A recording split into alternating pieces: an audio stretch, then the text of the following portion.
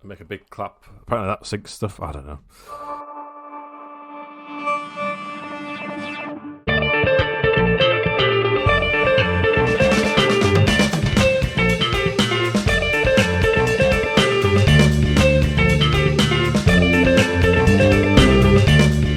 Hello and welcome to a brand new episode of the Final Corner podcast, where we're going to talk about the British Touring Car Championship. And to do so, Nick, you're here to discuss the latest round of Snetterton. How are you? I'm all good, thank you. Nice. And I completely forgot to say what my name was. It's Tom.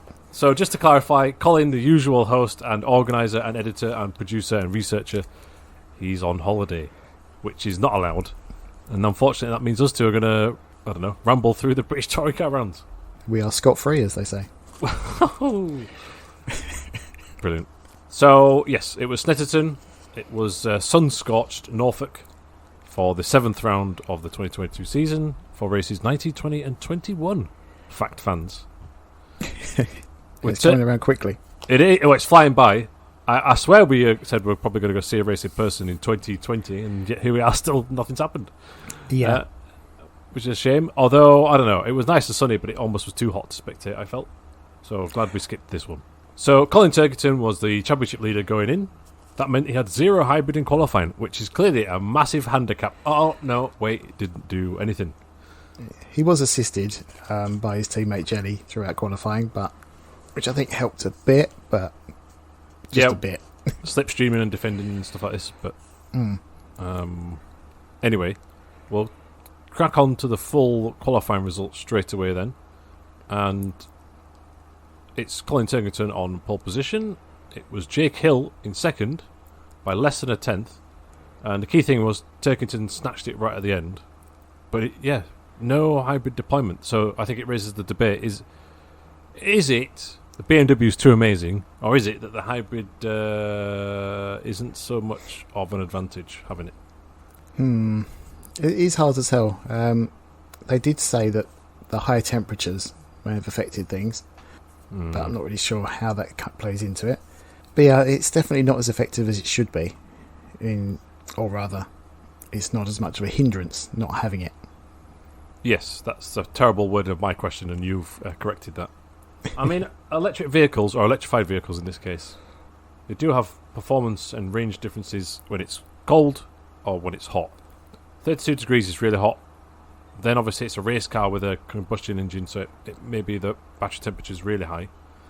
But 32 degrees shouldn't, most electrified batteries and motors are tested to be still efficient when it's warmer than that. I mean, think of countries like, the Nevada desert in America. But so that could be a factor. There was a shot in one of the races, and I forget which, where Dan Lloyd was ahead of someone, and he then blasts down the straight, and you can see him pulling away. And at the graphic, the person that the camera was on board wasn't using the hybrid, and Lloyd was.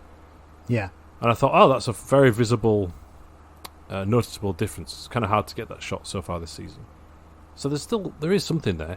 And part of me thinks, my personal opinion is that BMW too effective?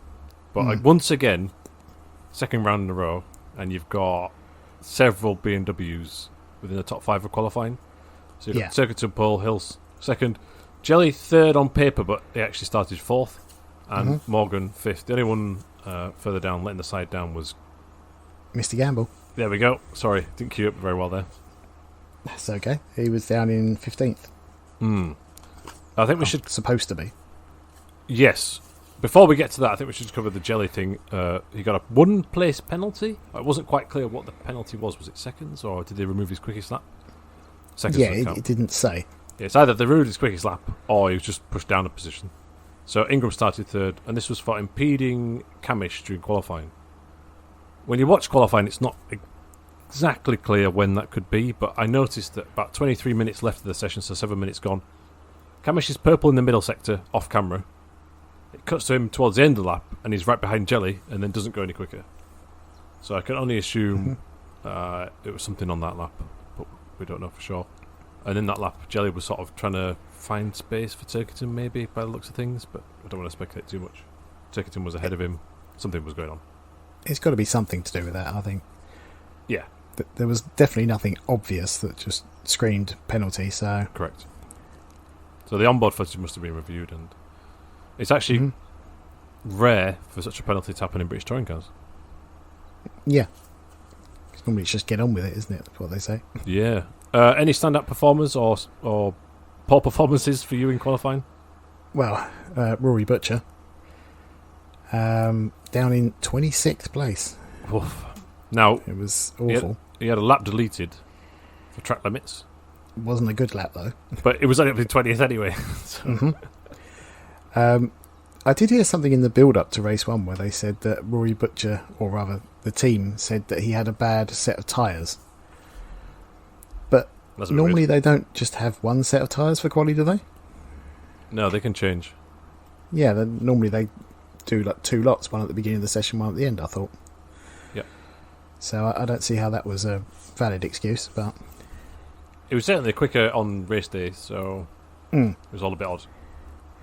And also Josh Cook being down in 22nd. Which he wasn't really quicker on race day, so it wasn't that odd, unfortunately. No. I'm not sure what's happening with that car, or that driver. I'm not sure which. It was said during some commentary that he was the slowest in the speed traps during both practice sessions. Out of everybody. But that's always tricky, isn't it? Because that could also mean the run onto the straight isn't that good.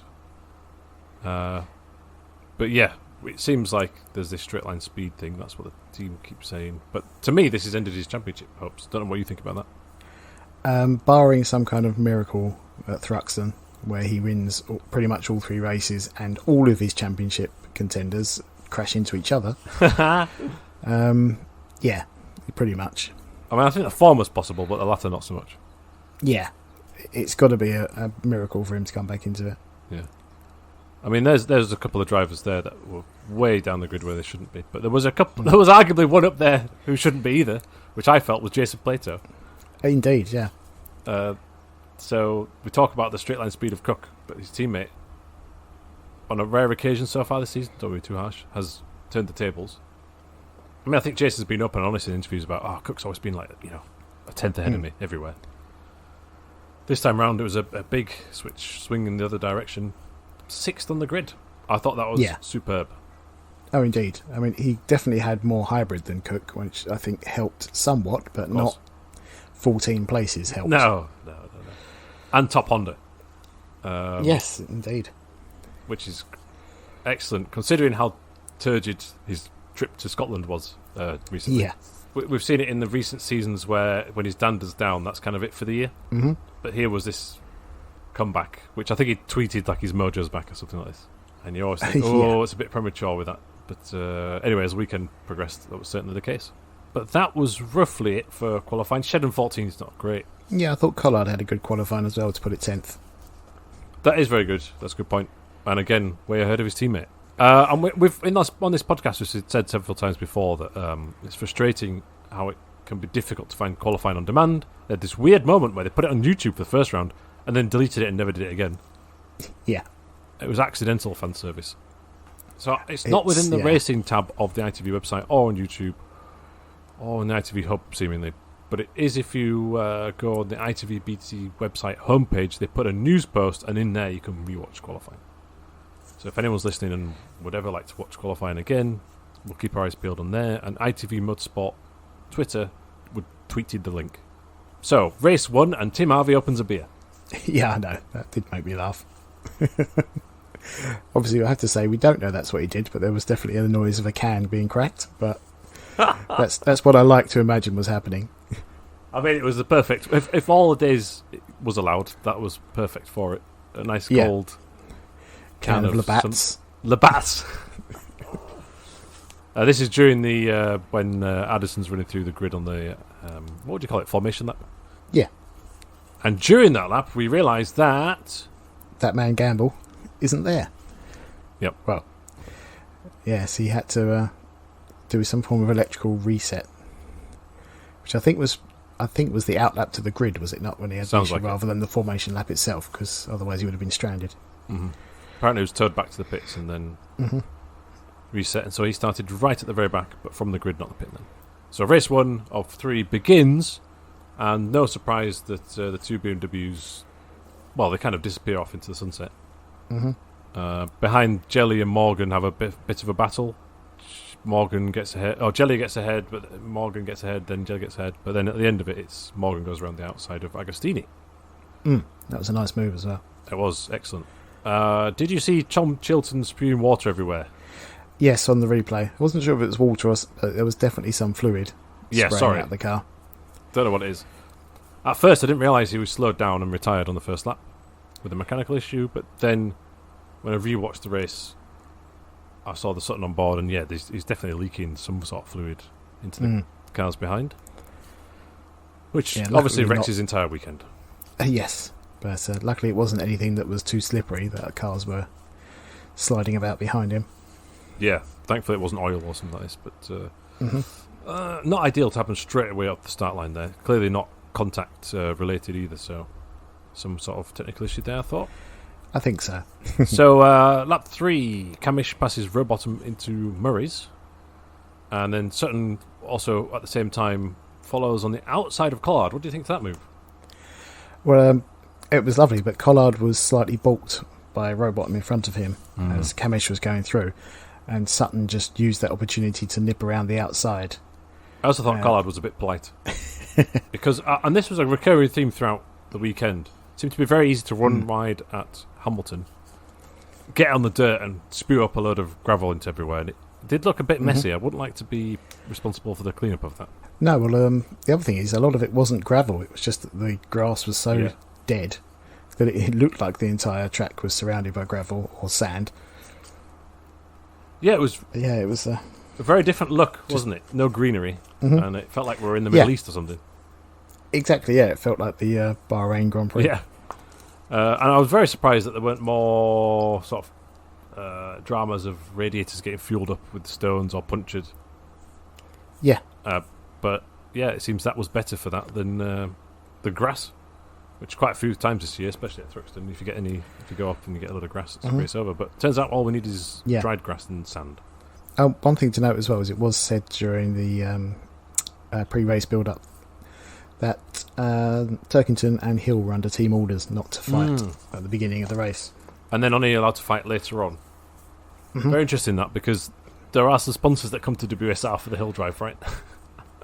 Yes. So I think, well, they could just be like, well, we'll just take our money elsewhere.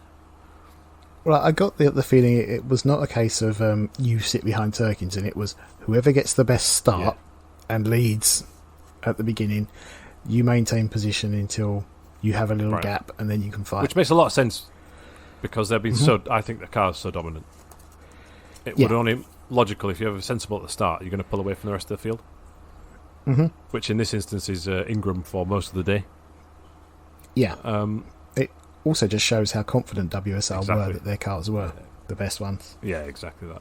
You wouldn't have orders like that if you were starting further down the grid or if the qualifying gap was close. But because, like we said at the start, so many BMWs are in the top 5, you just sort of think there's a latent pace there that can't be caught up with, especially on a hot day, when potentially the rear-wheel drive cars have better tyre life towards the end of the race. Normally that's not a huge factor, because I think the tyres that Goodyear produces for the British touring cars are quite hard of a compound, generally. Yeah, they're much more durable than they were a few years back. And if we've seen, don't want to go on too much tangent, but the WTCR again, Goodyear tyres there, how the disaster of 5 Lincoln Co's are pulled out for the rest of the year because they're unhappy with the state of the tyres. That's one of the reasons, and multiple cars getting punches in every round. It's an absolute disaster. They're using TCR cars to the point where 5 cars pulled off the grid, so I think it's only 12 cars start each race at the minute. And at Valley Lunga they had several cars retiring with punches. It was just like someone was at a sniper rifle outside the track picking them off. It was just mad. It was a bit crazy, a bit unsafe. And then even at the French round recently, there was 1 or 2 punches there, even after they've gone down like a minimum required pressure and camera angles for the teams. There's still punches going on. It's just crazy. And the same company clearly makes a very good British touring car tyre, because even on a 32-degree heat, there was no punches, basically. Yeah. But yeah, you're right. To go back to the main point is, this, of all the races, probably is going to be the one where the rear-wheel drive have a bit of an advantage towards the end with tyre wear, just because of the heat and the long lap. Yeah. But anyway, I digress. just before Shedden and Collard have their battle, actually, and do a bit of rallycross, Michael Crease retires, and I don't know, I felt a bit uneasy about that. Well, the actual retirement itself? No, it was obvious it was going to be a safety car, but the safety car wasn't called for like a lap and a half. Yeah, I know what you mean with that. He's not just sat there as well, like he's faffing around with the bonnet, he's with the marshal, he's running around. Like, that's dangerous if a car comes around there, as we've seen everyone going off there all weekend. Yeah. I know there'll be a local I did find it interesting that the drivers were told not to stop off circuit as well, if they can help it. Because of the grass being so dry, they're worried about it setting fire. Which I fully agree with. And as we'll come to later, Shedden did that, but he didn't. I think Harvey did a snide dig at him. But he sort of pulled off, but then thought, I better not go on the grass, I'll just stop here. He might as well driven up to the marshals at that point, but then I don't know if he had enough power to do that. That's true, because we don't actually know why he was off the track. It's all a bit weird. So there's a safety car. I just thought it was really obvious he couldn't get that car going again. He's out of the vehicle. Throw the safety car, but it could have been to do with the timing of the cars on track and where you go. But so race restarts. Hill's closing in a bit, but ultimately nothing happens. Now we've got down here that Dexter Patterson after the race was penalised 1.2 seconds for an incident involving Josh Cook. It's around this time, but it's off camera. Yes, I didn't see anything for it. No, I didn't see it, but basically Cook gets beaten up by Butcher and Gamble. Then he falls back into clutches Patterson, something happens off camera, and then that means it's in the Contreton where there's a bit of an incident. Yeah, it was all a bit strange, wasn't it? So 3 cars come together at the first corner, and Moffat ends up backwards with 2 wheels off his wagon? At least... Definitely one. Yeah, what do you make of that? Yeah, I mean, it was just a bit unfortunate. I think it's hard to tell because you can't see the right angles, but Jack Butel, I believe, went for a dive on Cook, who was going for a dive on Moffat. Is what it looked like. So you ended up with 3 cars together, and presumably Aidan Moffat, who's on the 3rd car on the outside, goes to take the line of going round alongside Cook, not knowing that Butel is also there. So he's expecting Cook to be further alongside than he is, and he just turns into the front of him. So I wouldn't put any blame on anyone on that one. Apart from Jack Butel, but he's within his rights to go for that. There's a gap there. It's just a bit risky. So, yeah, it's not a move I would recommend making, but it worked out for him. Just not for Aidan. Yeah, and so obviously Aidan Moffat makes contact with Cook. Butel actually doesn't make contact with either of them, I don't think. No, I think he was through clean. Yeah, Moffat flies up in the air, spins around backwards into the barrier. Cook has to save a big slide.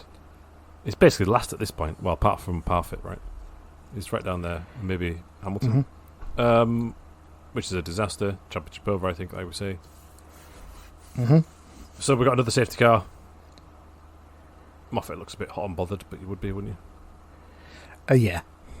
I think initially he was annoyed at Cook for not giving him enough room. Probably. But not knowing the full story at that point. Yeah. One thing I would say is Jack Butel, this weekend, he wasn't on pole or anything. He seemed further forward in the grid. He's still in that latter third. Sort of at the head of that latter third.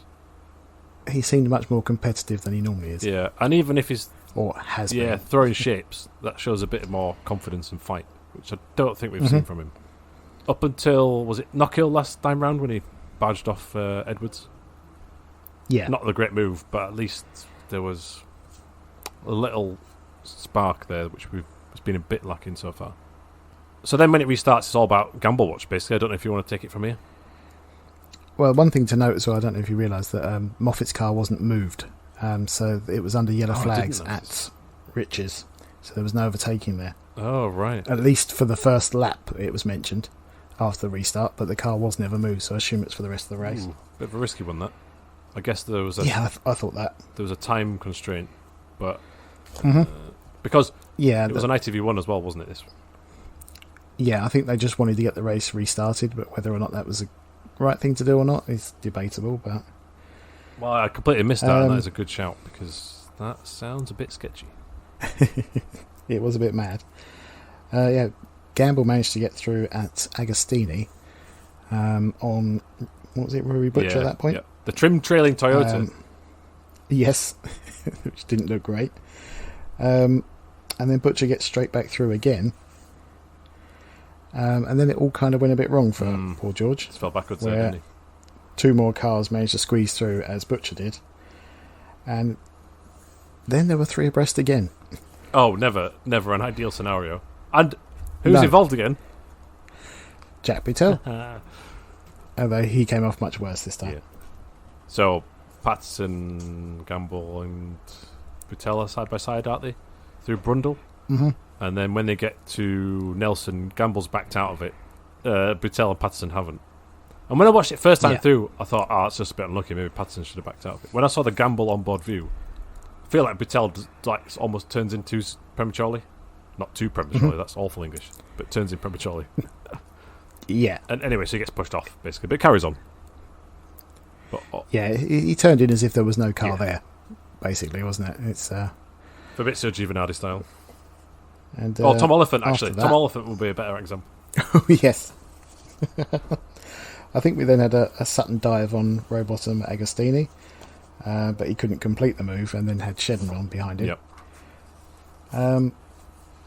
Then, a very contentious one for me. Oh, yeah? I can't recall. Well, with George Gamble at this point. Yes. Where he gets into the back of...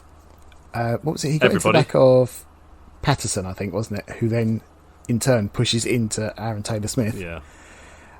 Forcing both of them off wide, and George Gamble just drives through as if nothing's happened. And nothing happened with that. Which... Nope. I remember saying at the time, that's clearly a penalty at some point. That's absolutely outrageous. And I hate the word absolutely, but I just said it. Absolutely. Because it's the last lap, I get it, but it's plumb in the middle. And it's not just like, it knocks him into Aaron Taylor-Smith. He pile drives him straight into him. To the point where the Cooper's completely sideways. It was like watching the curling at the Winter Olympics. Yeah, because it wasn't that he forced them to run a little bit deep into the corner. I think both of the cars went off in front of him. So, yeah, it was... I can't believe he didn't get a penalty. No, that's absolutely... I've said it again nearly. It's absolutely wild. I couldn't believe that, and I got a little bit angry. The only thing I could think about that... I mean, Patterson finished down in 20th and Taylor-Smith 17th. But we couldn't see on the camera if that was to do with that. Well, Taylor-Smith definitely was because he lost position. But the only thing I can possibly think of that prevented that was if Ollie Jackson was into the back of Gamble or something like this. That's a good point because we only saw it from on board with Gamble, didn't we? But it's hard to tell. But from the race results, Jackson finished 2 seconds behind. Well, Taylor-Smith and Jackson were close together, and they finished 2 seconds behind Gamble, which insinuates that wasn't the case. But yeah, I don't know. We don't know what's happened behind. No. If there was no contact there, what the heck was going on in that steward's room? Or rather, wasn't. Yeah, but we won't get to see from that. No. So I think I got away with murder there. And then at the start of race 2, he had the onboard camera and interview. He was the interviewee from Addison and Harvey, but they didn't ask the tough question. It makes me think sometimes some of the needle has been ironed away or smoothed off from the British Touring Car sometimes, and all the questions are, how's your mum, how's your sponsor, and it should be, blah blah blah, hit you off. What do you think about that? It always used to be, didn't it? It always used to be, and that used to get headlines and debates. Yeah, and I think more interest. But it all just seems to have gone a bit too... PC is the wrong word because I hate that expression. But that's what I was thinking as well. Yeah, there's no one asked tough questions. I'm not a huge fan of his, but to give him his due, when Ted Kravitz did some of the interviews, was it early noughties, I seem to remember him asking Plato some very tricky questions, and Plato wasn't happy with it. And that was interesting to watch. Like him or love him, Ted is not scared of asking a question. Yeah. Like him or love him, I need another option because I don't do either. Anyway, we'll move on. So just race 1 results then. Colin Turkington. Jerk Hill on the podium, Tom Ingram in 3rd. Then Adam Morgan in a BMW 4th, Stephen Jelly in a BMW 5th. Plato held on throughout. A quiet race, but that was very good because he didn't make a mistake, kept it there on it. If it wasn't for Ingram, he'd be star performer, I felt, too. Yeah, because I fully expected him to go backwards from there, and he didn't. Same. He completely held his own. I was resigned to Plato going backwards, but it didn't happen. Camish in 7th, Rowbottom 8th, Sutton in a relatively understated 9th, and Shedden moving up a bit into 10th. Yes. Also, maybe as a reaction to the Aidan Moffat moment earlier, Josh Cook apparently was told to slow down over the last few laps because he had a high water temperature. Oh, that's not ideal. I mean, that may be one of the few overheating moments of the weekend. But you're right. It could have been damage to the splitter or the intake or something like this at the front. I mean, it finishes outside of the main points paying positions, but he probably gets independent points for that. Or independent teams points. Yeah. So you've got to keep going, provided it doesn't wreck the engine and force an engine change in between the races. So, race 2, and it's Hill at Turkington again at the front. But the start is actually really exciting. There's several incidents, and also something that really frustrates me. So, Hill and Turkington go off the line, but then they're side by side for the lead. Now, I think we should come back to that because Ingram's up there with it. But there's all sorts of incidents going on.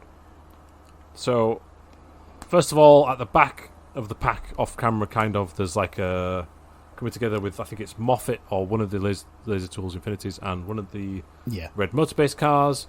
At the hairpin, which is now called Wilson or Wilson's, correct? It is Wilson, yeah. Wilson.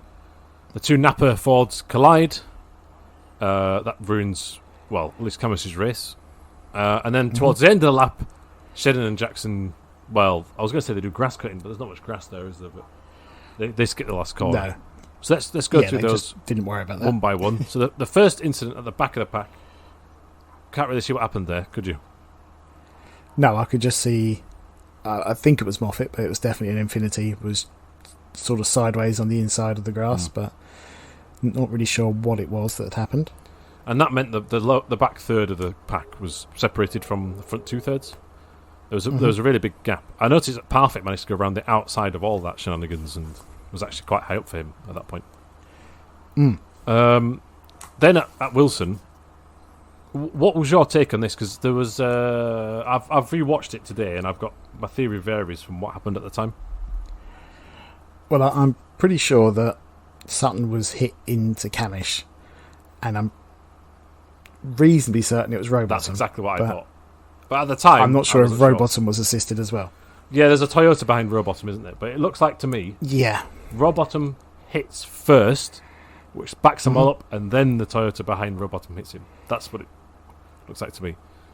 But basically, at the first glance, I thought, Sutton's run a bit deeper, trying to defend from Camish aggressively, push him wide. But basically, there's like wheel-to-wheel contact, isn't there? And I think it left the 2 Napa Fords at like 16th and 17th, I think it was at that point. And so they're both off the track, aren't they? And everybody goes through. Unfortunately, listen, I can't commentate. That it's not picked up on for quite a while. That they're far down, if at all. Yeah. But okay, that's fine. Sutton, the story of the race further on is basically Sutton charging back, but Camish doesn't. But there's a couple of times where you can see there's actually a shot coming out of the first corner, looking down towards Wilson at one point in the race, and he's not in a straight line. So he's driving at, with the wheel pointed to 3 p.m. or something, but he's crabbing down the road. So that's probably why he didn't make any progress back up, but Sutton did.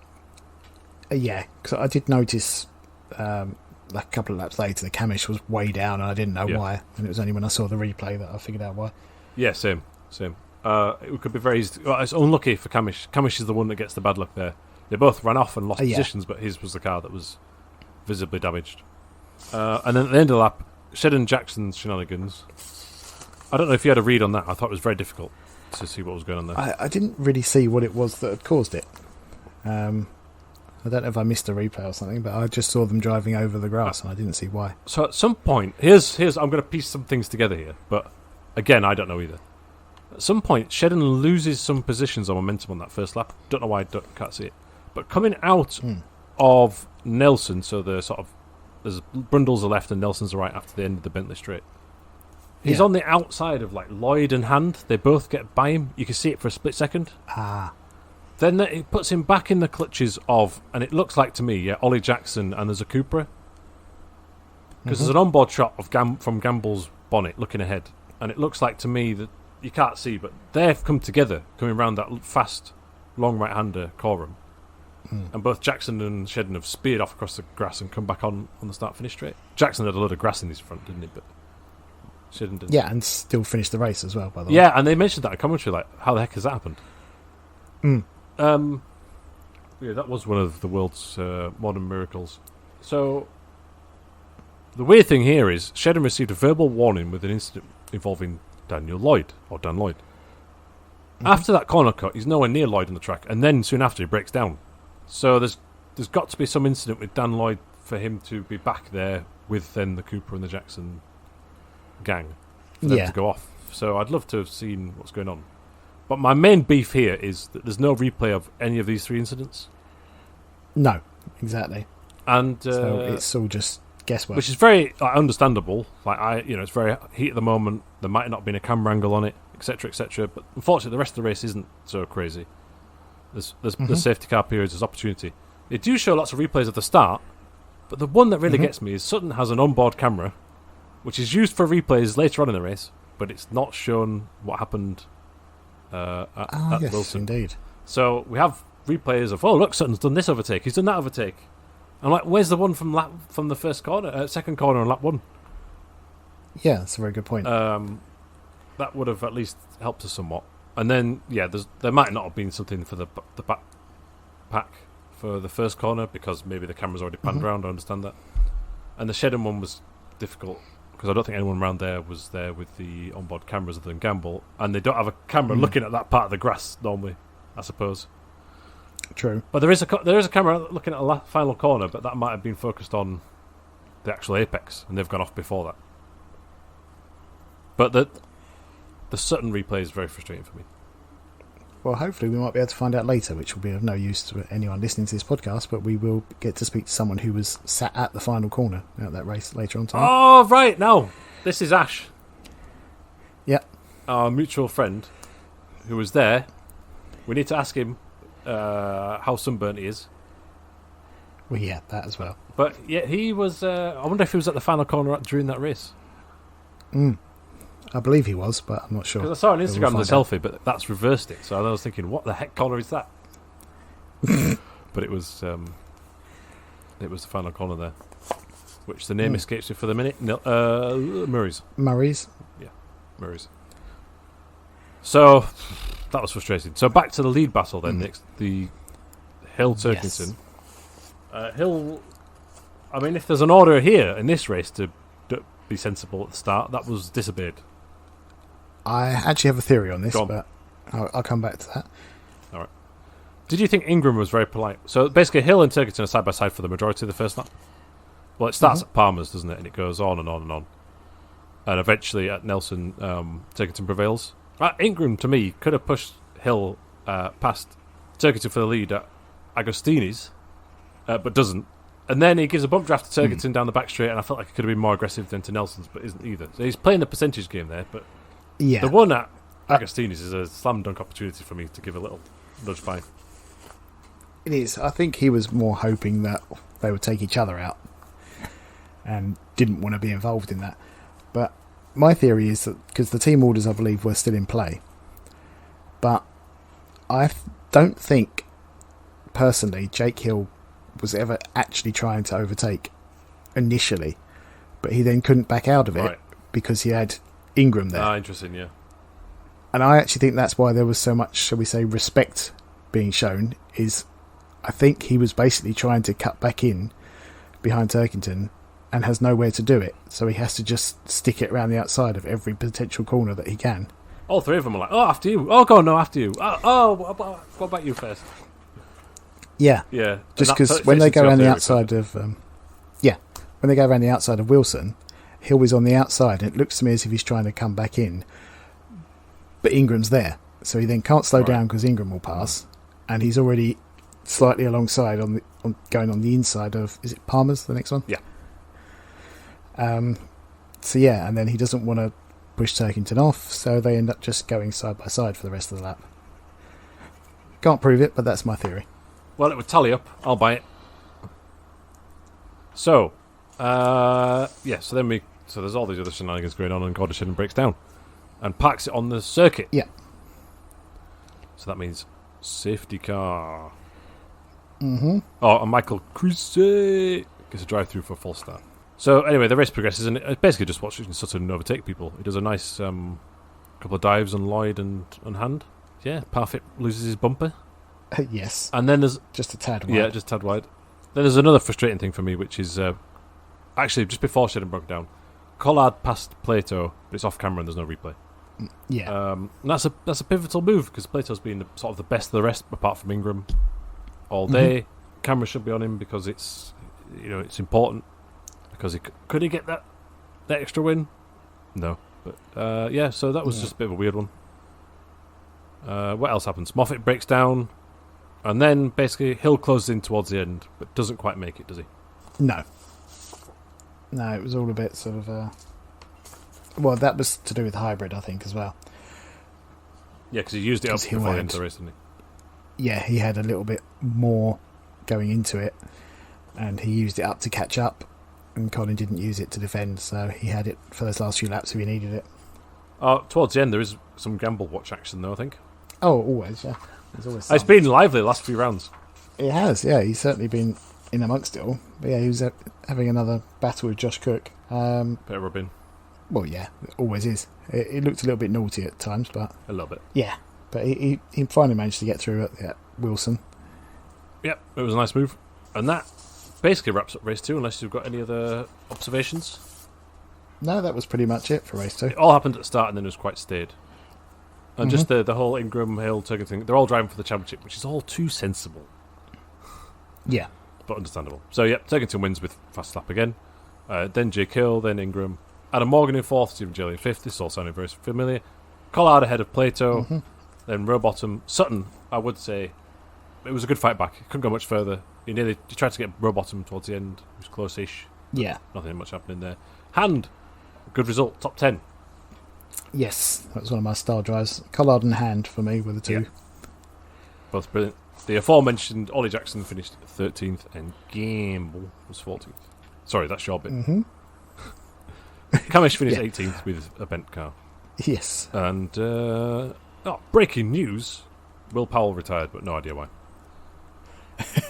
Okay, and the final race of the weekend. It's the reverse grid race, and position number 9's been pulled out. It's going to be a rip-roarer. Yeah. Pulled out by none other than Rob Gravitt. Yeah, the 1990 BTCC champion. Now, do you remember a few years ago there was some rumour that he was trying to join the grid again? Well, that's what I thought. As soon as I saw him there for this, I thought, oh, that's the rumours restarting. Yeah. Quick, get on 1010s. Yeah. I think his son is doing some racing, if not in the sport categories, but on the way up. Yeah, I'm not sure what he is, but it's definitely one of the support series. Yeah. Anyway, that means Sutton is on pole, but Rowbottom grabs the lead off the start, which I thought was superb. Yes, it's also one thing to note just for the entire race, both the Team Dynamics Hondas had no hybrid for this. It was broken. Both of them? That's interesting. Yes. Oh, disaster. Yeah. That explains a lot of Rowbottom's pace later on, because he got done on the straight line 2 or 3 times. Yeah, and that's pretty much why. Yeah, makes sense. Another example of what hybrid can do, and why Turkington's performance, especially in qualifying, and he has less hybrid than everyone else in the first 2 races as well, is all the more mighty.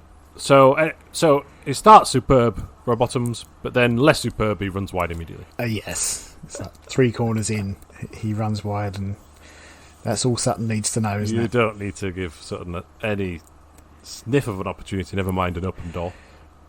Yes. And JP then decides to follow. Which I thought was quite feisty, because he's on the grass on a bit of contact, and I thought, oh, there we go, that's it. Dick Dastardly returns. Dick Dastardly returns. As he would like you to know. Oh yeah, that was Ricky Collard later on in the post-race interviews did refer to him as Dick Dastardly. Oh really? I didn't notice that. I did think that interview section was all a bit awkward, because I think probably JP wanted more exposure, but they invited Collard in there. And I'm yes, watching it and I knowing did full love the well fact that this is not going to be a podium. Yeah, he did keep talking, didn't he, Plato? And Oh, yeah. Something about a clock. Louise Goodman did say, I'm gonna hand back to the studio because he won't stop talking. All good exposure. That's the game. But yes, but anyway, back to the race. I just want to reiterate as well, can we please just stop calling Tom Ingram Ting? Get in the seat. Yeah. Right. I mean, Tingram's annoying, Yeah. but I do understand it. But yeah, I heard Ting as well, and I was just like, oh, behave. Lap 3, Butcher just goes feral and wipes out Jelly for no apparent reason. Yes, I think I put the word assault in there. Official Yes. reprimand for that one. That was a bit daft. Yeah, it does seem bring forth a little bit of a debate in terms of why is he not punished in terms of his position. Yeah, so 2 official reprimand and 2 penalty points. I mean, that's kind of the system, isn't it? If they're not finishing near each other, if they finish near each other, they get the time penalties to switch positions. Here, there's a vast gulf. But ultimately, Jelly's race has been ruined. Yeah, but I know it's not the same formula in any way, shape or form, but in Formula 1 there would be at least a 5-second time penalty handed out for that. Regardless. Yeah, to say that you've done something really bad, it's going to affect your race. But yeah, it just seems a little bit strange to just allow him to keep that position. But 2 penalty points doesn't seem to do much, unless he's really near getting banned, Phil Bennett style. But I don't think so. So right, so then the rest of the race now is Rowbottom struggling. Basically, he's got bodywork damage at the front left. Yeah. It looks a bit weird. It looks like someone's punched one of his eyeballs, like one of the Honda's lights. It's had a night out in Whiz Beach. That's probably the nearest place to Snetterton. You never want to go on a night out there, trust me. But actually, now with the knowledge of the hybrid system, he does get mugged on the straight, basically, a couple of times. Yeah, definitely. Here's a good... He also does run wide again at Agostini, which allows Collard to get in that position. Yeah. But, yeah. There's also a bit where Osborne gets assaulted by both the laser tools, like a 1-2 punch. Yeah, see, I missed that. I must have been totally looking somewhere else. Well, it was down at Agostini again. And I think one of them dives by... I can't recall now. One of them dives bomb it, but runs wide. So then the other one comes in and just pushes him off a bit. And then coming onto the straight at Williams, just in the background, he's running on the grass, but you can't see if there was more contact. So then also we're just watching the BMWs out, which do a bit of progress, but nothing massive. Mm-hmm. So Hill gets past Rowbottom, Turkington passes Butch at the same point, but this is the big bit where Turkington and Hill just go past Rowbottom on the straight line. And then a lap later, Butch and Morgan do the same thing. Yeah, he had no defence to that. Yeah. Worked hard all day to get to that position. I know it's a reverse grid, but you have to be finishing in that position to get to that grid. Mm-hmm. He's done the great start. I mean, it does show that the hybrid is much more effective in race conditions rather than qualifying. Must be.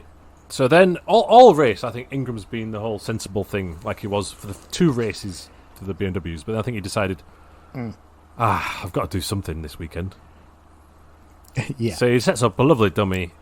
Collard defends, he runs wide, gets cut back down to Hamilton. There's actually a bit of contact at that point, but then Ricky channels his inner Rob and smashes his way past. I mean, there's not a clear camera angle, but you don't need it. I have to say, at first viewing of that, it was like, how the hell is Collard think he's going to get away with that? When I actually watched it again, there was a gap left for him. There was, yeah. And in the interview, he hams it up a bit. He's like, I can't believe he left the side. He said, I don't know. He didn't say an analogy, but I can't believe there's such a big gap. Yeah. So it wasn't quite as clear cut as I first thought, and I think it was kind of fair enough to go for the move, but it's too heavy-handed. He went far too far into the move. Yeah. He wasn't making the apex, he was sort of making maybe the other side of the track. So, yeah, I think it was fair enough. No, so then he has that awkward interview, and you just start thinking, well, it's not really a podium, is it? But he's had a great weekend. Let's not take that away from him. Oh, totally. I feel like he outperformed Butcher all weekend, really. Which completely is very impressive because Butcher's had 18 months in the car. Mm-hmm. That car, first season of front-wheel drive racing, as far as I understand, for Ricky. So definitely in terms of touring cars, yeah. I mean, for me already, he's done enough progression to justify the seat next year, so whether or not the deal can be done right. But yes, I mean, he's way ahead of where Sam Smelt was Exactly. last year. Harsh as that is to say to Or Tom Chilton for the last 3 years. at least. But yeah, no, brilliant. I thought overall from Collard. Yeah, yes. I suppose you want to see him fight as well, think, but it was just a bit too far. Yeah, the weekend deserved the podium for him, and at least he got to have the podium before it was rightly taken away from him. Yes, that's very true, and I share that sentiment. And he got the TV time, and I think most people probably don't read the Tory Cat Times website like we do, so yeah, they wouldn't know. So that's our source for this news that he lost the podium, which it claims here that Speedworks then decided to appeal the decision. Yeah, which you would, leading to quote unquote long discussions with the race stewards. This is on a Sunday evening, so fair play. Oh, they were still there. Yeah, that's what it claims here. Mm. So they appealed the initial decision by the clerk of the course. However, the ultimate decision was no. So that's it. Yeah. 1 second penalty, which meant he dropped to fourth. Ingram got third. So 3 podiums for Ingram on the weekend. And Rowbottom's day didn't quite end there either, as he got just pipped to the line again by Ollie Jackson. Oh, I didn't spot that. Well, that might have been hybrid related as well, I guess. Yes, more than likely. So 10th for him. So Sutton won, dominant. Actually, we didn't mention him, disappeared off. One thing I forgot to mention was, in the early stages, I thought, oh, hang about. Plato's closing in here. I was looking at the time, and it was down to 8/10 at one point. And, of course, all year, the Napa Focus with Sutton has been struggling with tyres later on in the race. And I thought, even if the gap extends now, it might come back at the end. But in the end, it was 4.5 seconds. I think Plato was potentially coaxing it home, which is quite sensible. Oh, definitely. But it was on there for a minute. He was. And he did also get his pre-race interview in the car, where he did get the opportunity to moan about having no power. So that at least has settled that for this year. That's formally happened now. Yeah. Instead of murmurings in YouTube videos and in other interviews, it's on camera on ITV. That's where it counts. Yep. I kind of side with him. Oh, I do as well. It's just funny that it always happens to him. It's really unfortunate. So this reminds me of a video I sent to you and Colin, where it's pre-Knockhill round at Knockhill. It's Matt Neal being interviewed, and so is Jason Plato by the excellent lead content creator for Knockhill. I think he does a bit more than that, but he's on their YouTube channel. Check it out. And there's a rumour there about, well, Plato starts, he mentions it twice, there could be a race in the future with 2 drivers per car, a longer one, a la Bathurst 1000. Within that, it is also mentioned that, I might continue next year still. And I think if he has another few rounds like this, where he's nearly winning, if he finds the sponsors, he could be back. He could be back. And Matt Neal says he wants to be back as well still, so who knows what we might actually see him both in the grid next year. I'm not sure I really want to see that, though. No, I think Matt Neal's time has come and gone now, to be fair. I agree. It did actually make me laugh when they interviewed Rowbottom. I can't remember which race it was, on the grid, and Matt Neal was standing there, and as Louise turned away from Rowbottom's car to head off somewhere else, Matt Neal sort of went to take his headphones off as if he was going to talk to her, and she just walked straight past him. I'm gonna have to go back on that. I don't know if I read too much into it, but that's how I saw it. Oh wow, that's awkward. I'll have to go into that. Yeah, it is easy to forget that he's there at every race, though. Oh yeah, really weird. I do think it was sort of it curtailed a bit early, wasn't it? His career. Oh yeah, and I should say I don't mean that I don't think he'd do a good job. I just think we're over there's no room for him. Yeah, because if he comes back, they have to get rid of Shedden or Rowbottom, and I can't see why you would want to do that. Well, no, but I think that's maybe who knows? But they were trying to get a third TBL this season. In fact, they were handed one, but then handed it back. I guess that's because they couldn't find a bit unusual, but sponsorship and the funds required. I guess the drive's there if he wants to pay out of his own pocket, but you probably don't want to do that. He deserves a final season where people know he's going to retire, though. Yes, I mean, because he is a legend and a stalwart of the whole series. To me as my mind as well. There, it's the appropriate word in this scenario.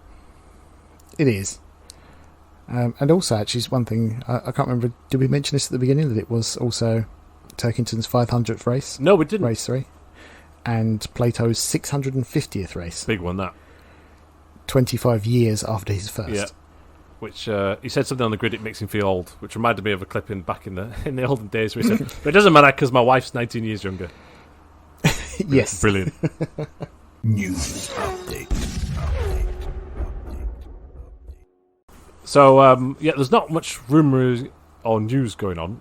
What I was surprised with, the still no boost tweak for the M Sport engine, seemingly. Unless it comes out in this Thursday's Autosport magazine that there was for this weekend.